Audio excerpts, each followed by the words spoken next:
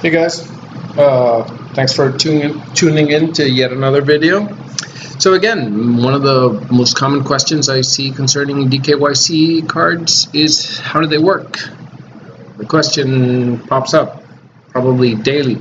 Have you gotten permission from Visa and MasterCard to use these cards in this manner without KYCing? So here's a little background. And if you don't want to stay for the whole video, here's the spoiler alert. There's no need to contact Visa or MasterCard. So, probably walking out of any supermarket or store or Walmart or equivalent or Farmacia Rocha or Riva Smith or La 14, depending on where you live, probably many others, you'll see the prepaid Visa cards. Some of them are unique to the store, like a Walmart store, which you can only Walmart card, which you can only spend on Walmart, or some are generic. So if we pay attention to this little card, we'll see it's a little different than the other cards. All the other cards are fiat to fiat cards. What does that mean? It means you spend $20, $50, $100 to get a prepaid card for $20, $50, $100.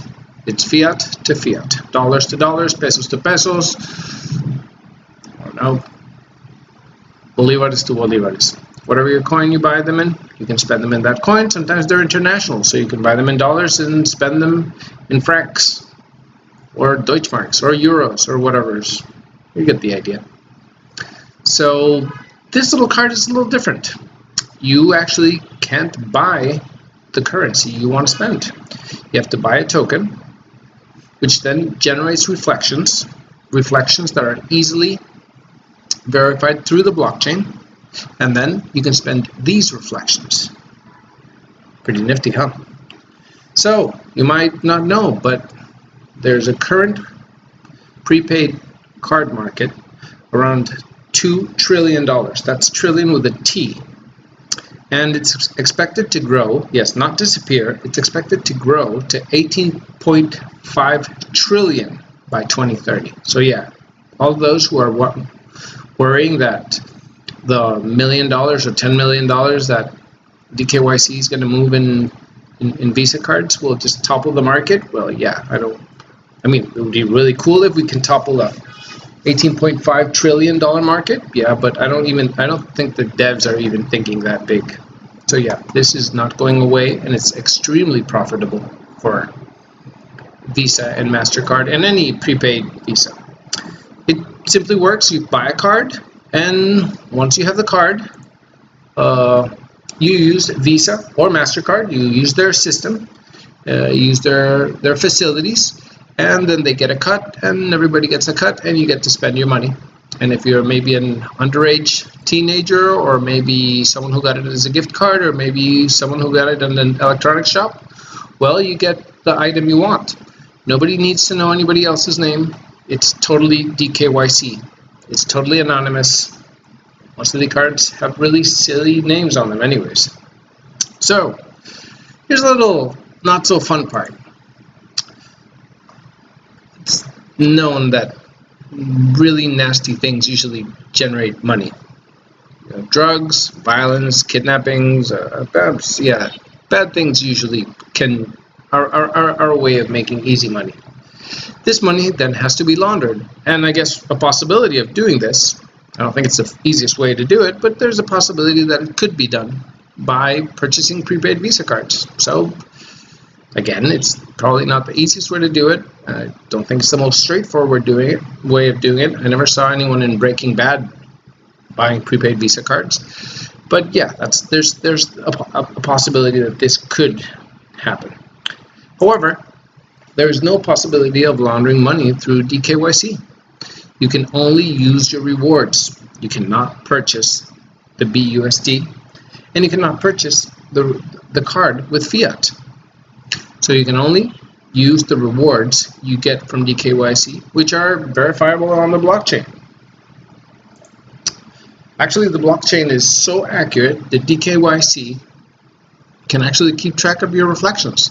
So you'll get reflections, then you might want to spend the BUSD somewhere else, and then come back a couple of months later and decide that you really want your card, so you just put in some BUSD, and the blockchain will remember that your credit is equal to X and will allow you to request cards up to that credit limit of X.